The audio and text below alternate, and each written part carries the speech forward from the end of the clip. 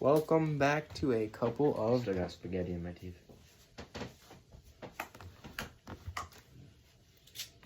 So welcome back to a couple of dudes. This is my co-host Sam. Where's my co-host David? Or should I say my co-host Bones? I didn't forget. My co-host DJ. DJ in the huh? Anyways. Yeah. Past couple weeks, I'd say, were pretty swell. Certified banger. After that one terrible episode of April Fools, there's background noise. We're cooking, so Got them slaves slaving away. slave one, uno. Very messy slave. No, there's a little one beneath the counter. You just can't see it. You know, your outlines, right? They're not actually slaves, guys. Let's clear Right. the air real quick. They're Anyways. indentured servants. Right. We got the cups back today. Yep. Get mine in the camera there. Raw spaghetti noodles at me, bro. At my phone, actually. Today, T-Day, Mike. I don't got too much, but I'm hoping that we can make it enough. We always do. Yeah. What he said, we always do. We always persevere. We push forward, and we get it done. Improvise, adapt, overcome. Exactly. So, I got a series of almost repeating questions. What makes a good movie title? What makes a movie title intriguing? It just makes you have to watch it. I don't know. I don't think there's really a recipe to it. You don't think there's a... No. I mean, sometimes someone will just say it, and you'll be like, I think that's what it should be. Like, what makes Tenet the perfect movie title for that movie? Because you can do a thing where it's spelled the same backwards. And what makes Spider-Man's movie title intriguing to the movie? Because he's Spider-Man, and you want to know what the movie's about. What about a more classic film like Romeo and Juliet? How about bad movie titles? Like Spider-Man, Far From Home. Okay, Or so Spider-Man, No Way Home. What makes a movie title a bad movie title? It's just dumb. Kind of like overly obvious. Like Far From Home, really? That's stupid. Or Romeo and Juliet? Romeo and Juliet. Well, that's just the names of the characters. You know, I feel like movies like that usually get a pass. You know, you got your John Wicks, Draculas. I'm gonna try to smile a lot less. I smile too much in these.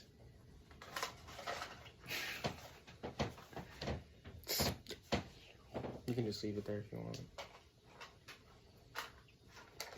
Okay. I think what makes a bad movie title is something boring. Like Axum, right? Axum. Terrible movie, absolutely I think that's hilarious. Just a made-up word too. The title though is really stupid.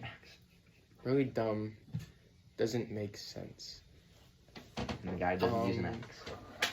I'm trying to think of a movie title that's good but doesn't fit the movie. I don't know. I don't got very good examples. I guess Wrong Side of Town. That's a movie. The title's very dumb, but it's also very telling. He's quite literally on the wrong side of town. Gets into some business on this wrong side of town.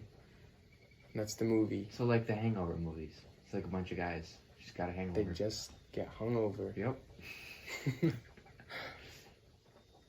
But I think a good movie title is something that's interesting. I feel like something short and sweet is usually good. Like The Bridge to Terabithia. It's like a very, very interesting title. Very different. Yeah, but it's kind of a mouthful too. The Bridge of Exactly. You hear like what is Terabithia? Yeah. So you get interested, you're intrigued, and now you're like, okay, well, I'm Either that, or you're like, ooh, that sounds stupid and boring. And then you come out crying because it's a sad movie. The Banshees of Inisherin. That is a great movie. Fantastic Mr. Fox. That's a good movie. And the title is kind of interesting. Fantastic Mr. Fox. Sounds a Kangaroo little... Jack. What? All right. So we've discussed good and bad movie titles. What makes a good book title? Same concept. Except they can sound a bit more smart because people who read books are smart.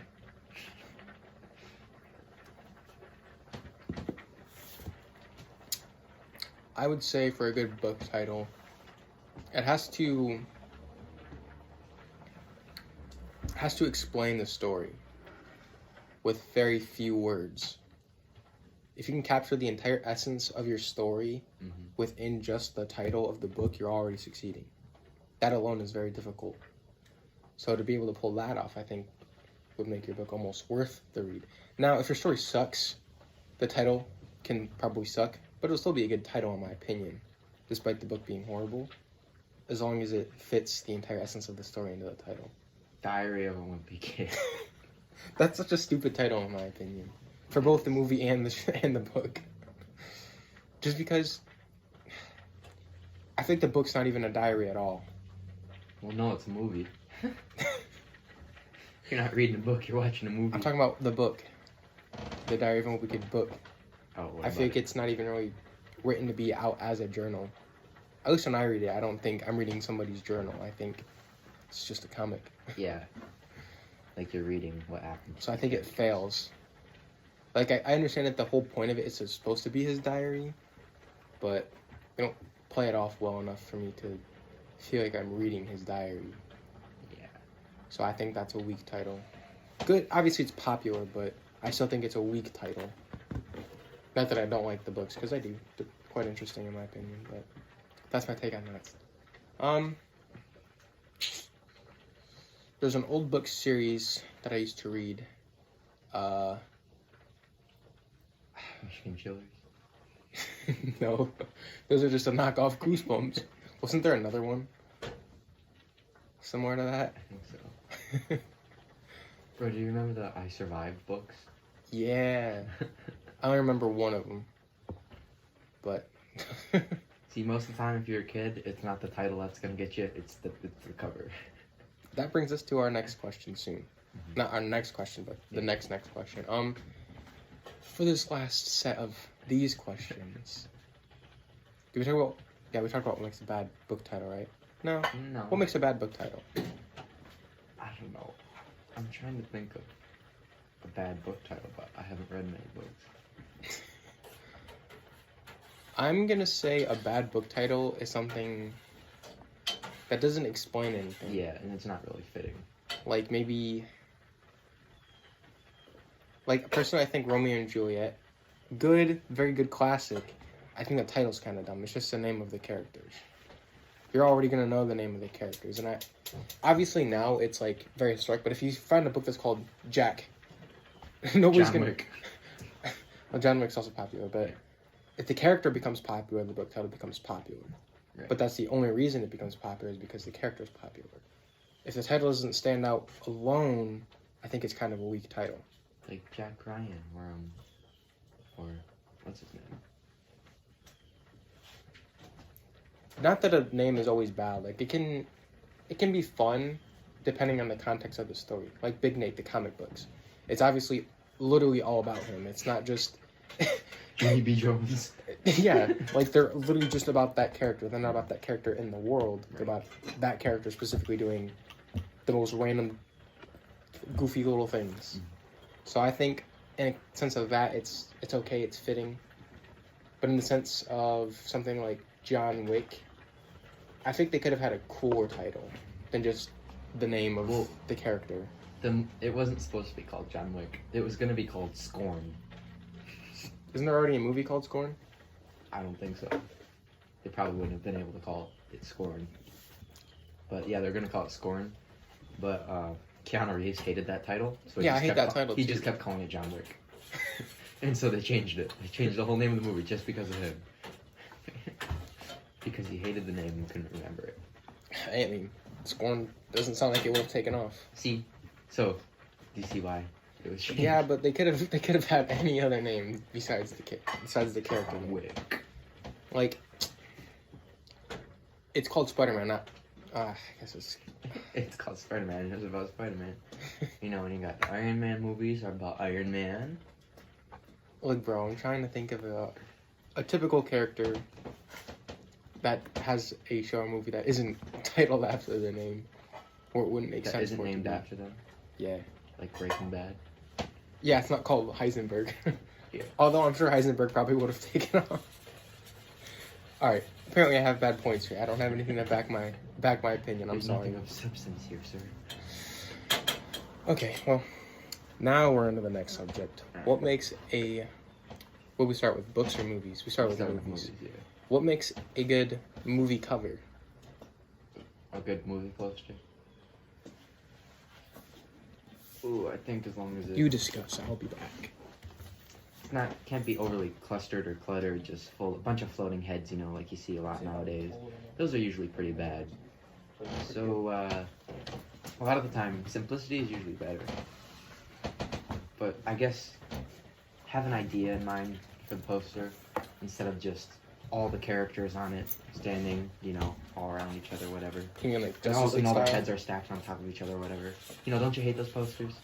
The Avengers. Yeah, yeah. That's what I'm Endgame talking and about. Every Marvel poster. Yeah, they're only because they're repetitive. Yeah. Like, if I seen a movie based like on a true event and it was like some book on slavery and it showed like the few main characters' heads Mhm. with the background being something similar to the setting, Yeah.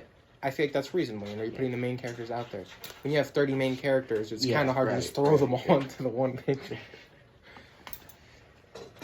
But how else are they going to explain the Avengers? Like, Guardians of the Galaxy makes sense to use a spaceship because they're on a spaceship.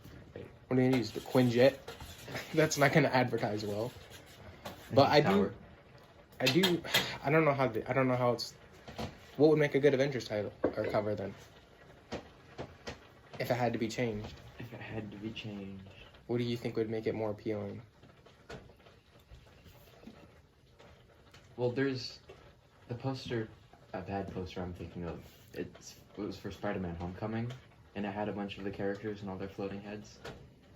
And Spider-Man Homecoming also had a lot of good movie posters, and a lot of them were just him alone, specifically, like just doing something mundane, like chilling in a little like homemade, what's it called? Hammock? Yeah, yep, a hammock, or he's just laying on the sidewalk or on a bench or whatever, climbing up walls. Like I said, simplicity is key. So just stick to one person being the main character. So Not revolve even it, necessarily that. Like, if you're gonna have a lot of characters, at least do it nice. I think for something like Endgame, maybe put a looming figure of Thanos with a few of the key heroes. Right, like a shadow of him over Like all definitely of them. have Iron Man be there because he dies. Yeah. Spoilers. Put him on there. Came out 5 years. Maybe put Thor and Captain America. Put just those three. Those three, they're like the main characters in my opinion of the movie. And put Thanos as like he's like the main background of it, and put them in the front. Maybe they're like standing up to him or something. I don't know. Yeah. And maybe don't reveal that Captain America can hold Thor's hammer, or maybe put their silhouettes. And so you give Captain America his hammer, but nobody knows it's Captain America because it's just his silhouette. And you're like, well, who's holding the hammer? Now you're intrigued because now you know somebody else is holding Mjolnir other than Thor. And so it gets your curiosity peaked. I think that would be a better title than having 50 characters all looking in different directions. Not even in a battle stance, they're just posed. Right. But that's just my take. One of the character CG models just T-posed. So we talked about a good movie. What makes a bad movie cover? Like, over-cluttering, poorly photoshopped. Like, you ever seen a bad movie poster that was, like, very clearly, quickly thrown together? It's like, why would they release that? Ask them. If you guys can find that movie, go give it a watch. That was a If studio-made movie, though. That was... that was like college film level movie. That was a science project. It was dedicated to their dead whoever. Grandma, I think. Very weird way to honor them. I would agree with the bad movie posters being over cluttered is a bad thing. That and oversimplified. So, like, just a desert. Like, okay, it's a desert. I get it. The scene's taking place Western style. What about it? That's just the theme of the movie, which I guess is okay, but I still think it's kind of weak. Like, if you just have, like, some title in, like, gold Western font style and then just a desert with, like, a tumbleweed and cactus in the background, I'm going to be like, I mean, okay. That would feel more fitting for a book cover than a movie cover. Right. In my opinion. Which brings us to our next question. What makes a good book cover? See, it's funny you bring up that Western thing, because that made me think of something in my head. Like, someone's busting, like a cowboy's busting into a saloon, but you can't see the cowboy, and everyone's turned to look at them, and you just see his shadow cast along. Is it from the inside perspective? Yes. Like the door's just open, he's just standing there, and it's Yep. a silhouette? But you can't see him. You can only see his shadow that's cast along the ground. Because of light. Yep. And everyone's looking at him. And, like, that's the... I can picture that. Yeah. See, I think that's pretty easy, yeah. Much better, much better. Yeah. So that'd make a good... Yeah. Or even if you're doing the big desert, like you said, like, you could just have two characters standing, like, in a standoff. That'd be kind of cool. I'm seeing that more like a side view, so you're seeing one character here, one character here. Yeah. Maybe a little town in the background. Definitely the sun up in the sky. Yeah, I agree that'd make a good book title. Or, like, something sci-fi. I always like for sci-fi to have this sky. Definitely something with stars. If you're going into space, make your character peering at space. Make them standing on an edge of something, whether it be a building looking into space, sitting on a building, sitting on a cliff. I just think if it's space related, have your main character's outline somewhere peering into the sky, peering into the future. I think that makes a good sci-fi title. Or if it's just space, they're already in space, maybe a spaceship setting. Maybe just have like a giant window in a spaceship, and that's the covers. Like, you can see a little bit of the spaceship, you can see the cover, and you can see them peering out into space. As long as they're looking into the space. I know what you mean. Looking for what's next. I think that makes a good sci-fi title, or cover. Yeah. As for title, I don't know. Titles are a little wacky. Titles are hard, at least for me. I'm not very good with them. Face, Two Face. Don't give away the actual title. Too Fast, Too Furious. That's actually a movie. I know. Okay.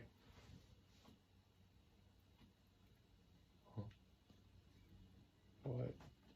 Turn off the heat. Okay. What makes a... We just did movies and books. What makes a good book or game cover? Game cover? Game cover. Ooh, that's good. See, right now I'm thinking of Doom Eternal, where it's just Doom Guy, and then it just says Doom Eternal. And, you know, Doom Guy looks pretty badass, so that's all you really need. Skyrim is literally just the dragon symbol. Yep. And it works. And Elden Ring is a picture of a sword and a stone, I believe. Or no, a character kneeling, holding a sword like that. So simple titles can work. Yeah. And Hogwarts is a wizard standing on a cliff, peering out into the world. So, in that case, a game cover just has to be telling you what the game is. Mm-hmm. Skyrim is telling you nothing, really. Something with dragons. I actually don't know what makes the cover good at all, besides knowing the game is good. Mm-hmm.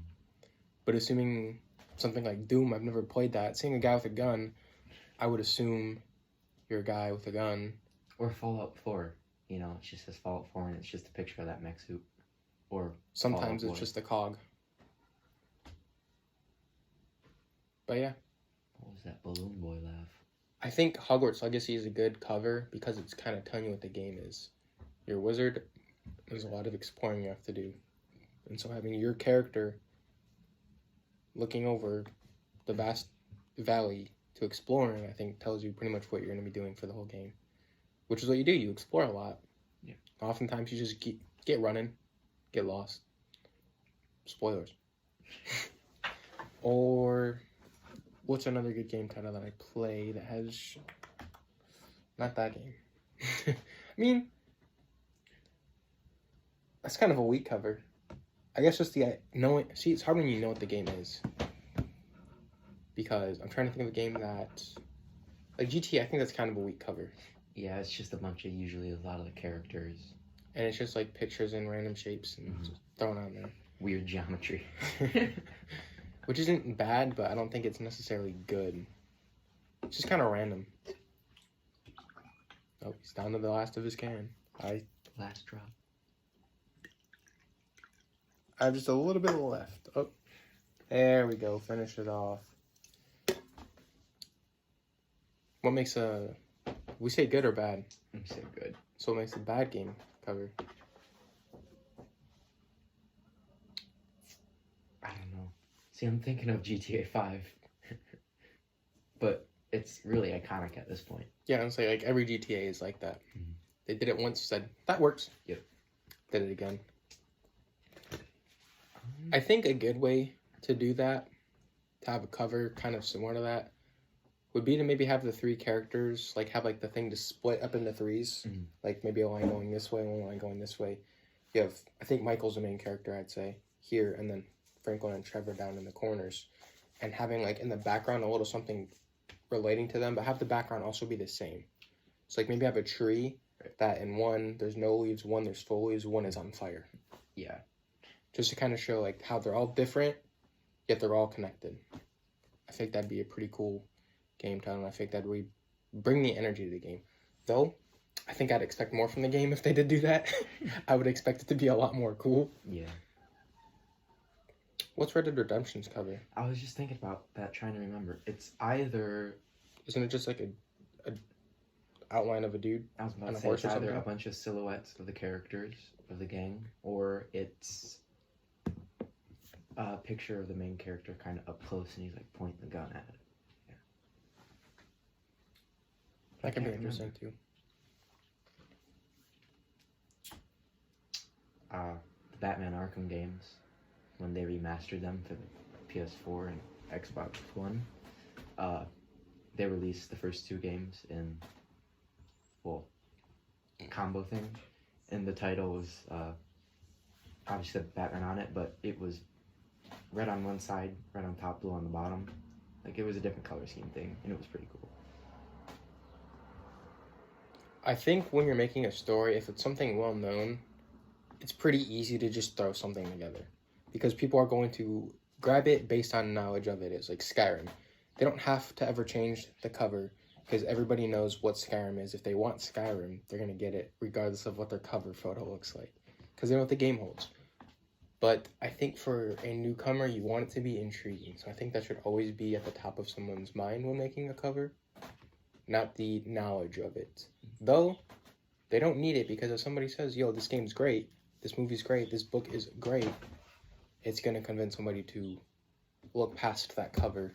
Yeah, most of the time now people just look up reviews of the game, some gameplay, see if they think it looks cool, whatever. But I still think the title is intriguing, should look cool, should sound cool. Like Peggle, bro. Peggle? It's one of those Jewel games, but it sounds the worst. I'd rather play a game called Jewels than Peggle. It sounds so stupid. I know. What's it about? Just one of those Jewel matching games. You don't peg things? Nope. Just match jewels, and they disappear when they match. It's so stupid. Don't you miss video stores? When you could go and rent video games? Yes. I used to always go to Family Video and rent games. Yeah. Those were the days, dude. Those were the days. No, they're all gone. I know. Everything's So stupid. disappearing. What do you mean I gotta play $70? I can't rent it for $5 for 2 days. Right? Beat it all? People really did do that. Like, they'd get it and be like, yep, all right, I don't need it no more. It's like, you're never going to go back to it. Then again, games nowadays are trying to be more replayable. Yeah. They have New Game Plus, add a bunch of DLCs, So, bunch of post-launch content. dope people would still be going in there. But I guess they're not making their full money if somebody's only paying. How far did we get? We're 24 minutes. Alright. I mean, I think we can cut it if you want. Cut it short on this one. Alright, we can. All right. Well, unfortunately, guys, his camera took an L today. Kick the bucket. At least I can still hear you. Yeah. Well, Hi. we're kind of running short anyway. Yeah. We didn't have too much. Pretty good discussion, though, I think. Yeah, I think it was fair. I think it was even. I told you guys it would be repetitive. It was. But it was also different. So, I mean, no question was the same. Just very similar. Yep. One more difference. What makes a good blank cover? What makes a good ad for phones? The phone. A good ad would be like one that doesn't show any of the game at all and just shows something else entirely different but really cool. You know? Yeah. All mobile game ads.